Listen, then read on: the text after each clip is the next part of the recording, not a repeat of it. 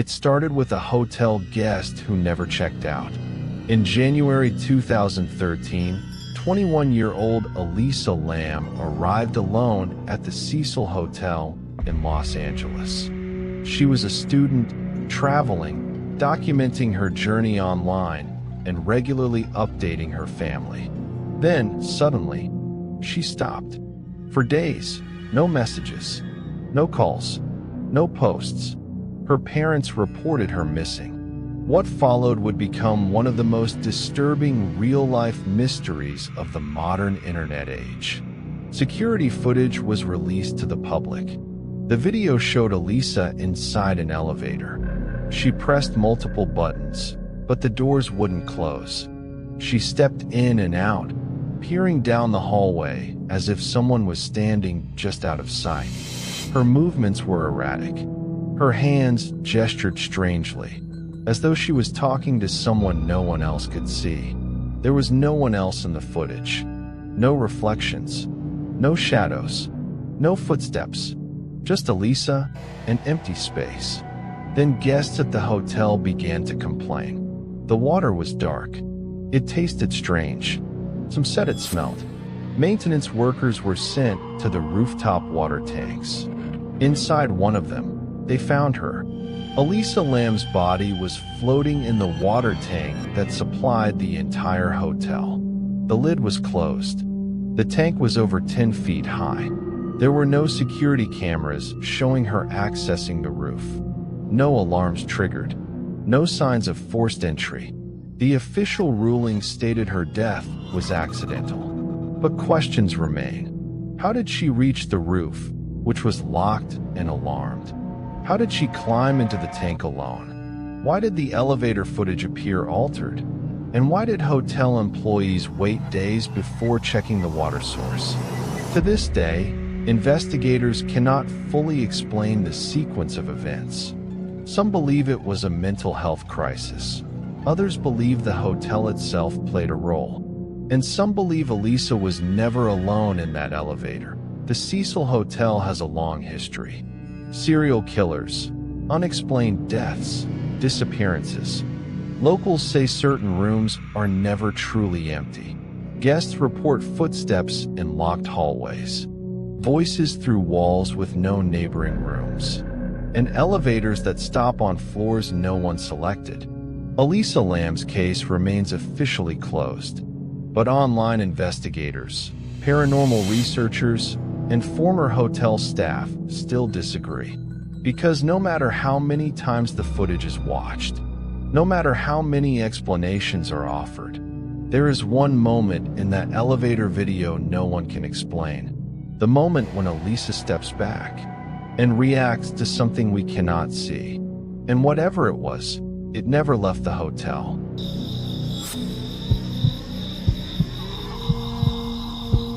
In 1959, 9 experienced hikers fled their tent in the middle of a frozen Russian mountain. They ran barefoot into sub-zero darkness.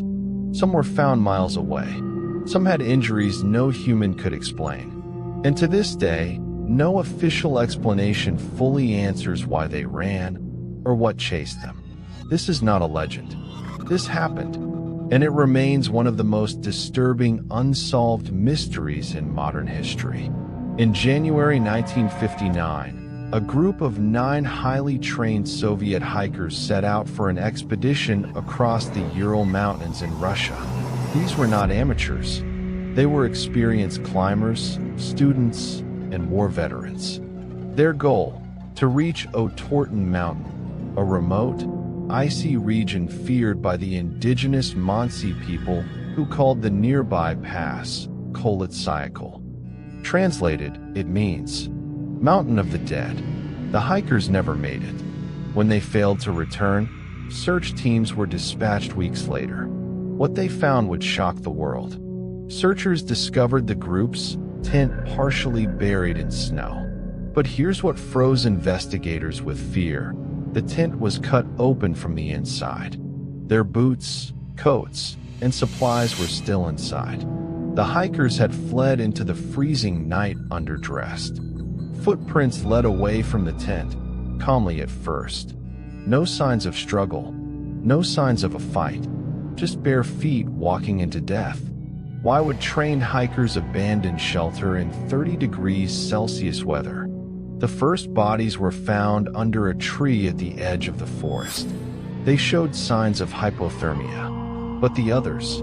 Some were discovered months later in a ravine. Investigators documented crushed ribs without external wounds, severe skull fractures, one victim missing their tongue, unexplained radiation on clothing. Doctors stated the injuries were comparable to a car crash impact, yet there were no signs of collision.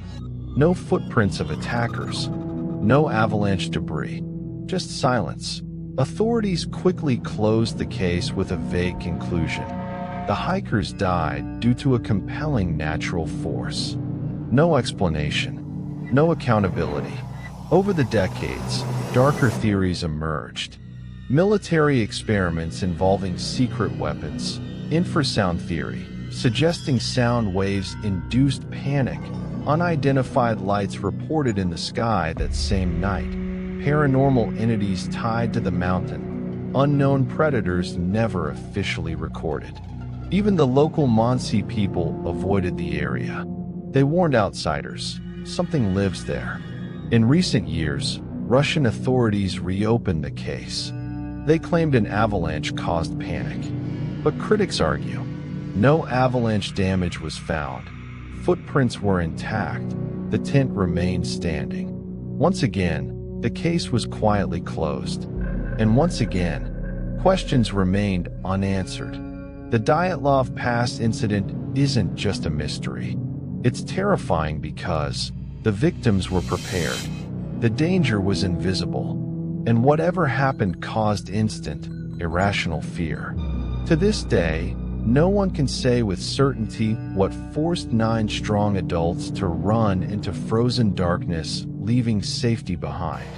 And maybe that's the most frightening part. What do you think happened on Dyatlov Pass? Was it nature?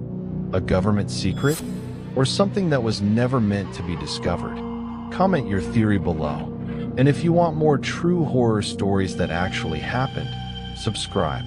Because the scariest stories are the real ones.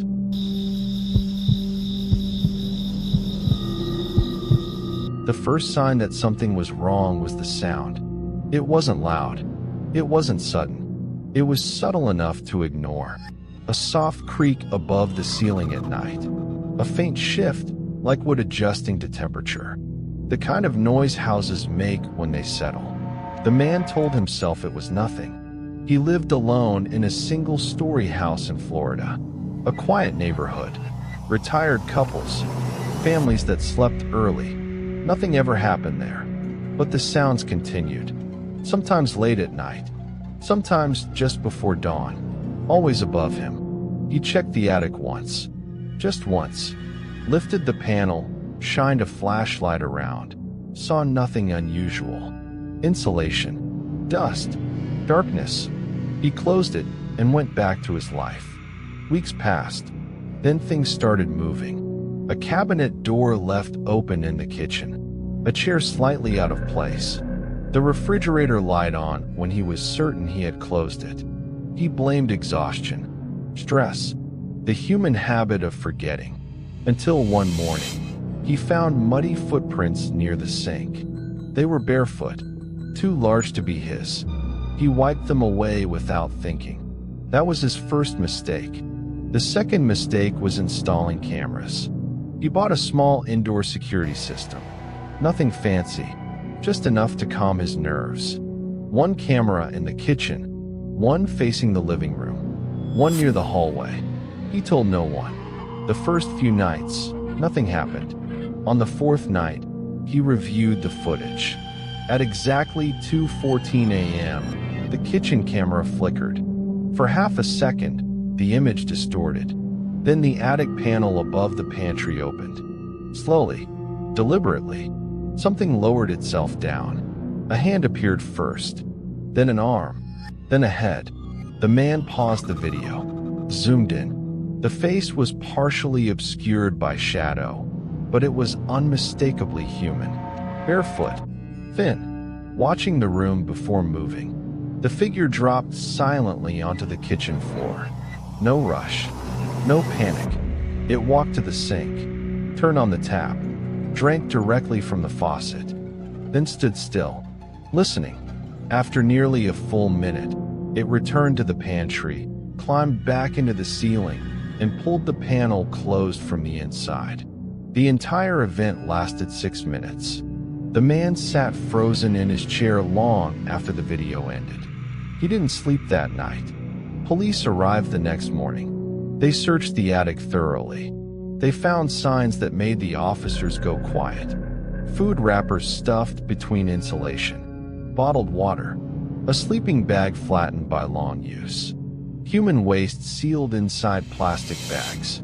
Someone had been living above him for months, but there was no one there. No fingerprints, no footprints, no entry point. The attic had no external access. The house had no forced entry. The officers asked the man when he had last checked the attic. He couldn't remember. That night, he stayed at a hotel. Forensics confirmed the footage was real. No editing, no manipulation. The case was classified as an unlawful dwelling incident, but no suspect was identified.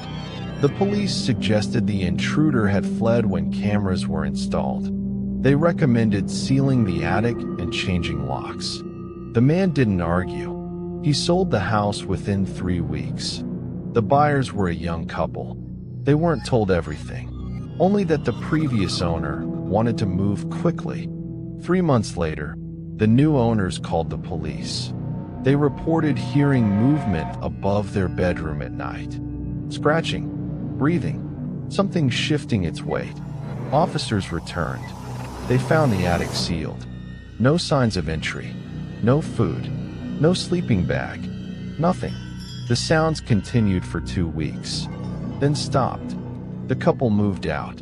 But the story didn't end there, because the footage resurfaced online. True crime forums, security footage communities, investigators who noticed something the police had missed.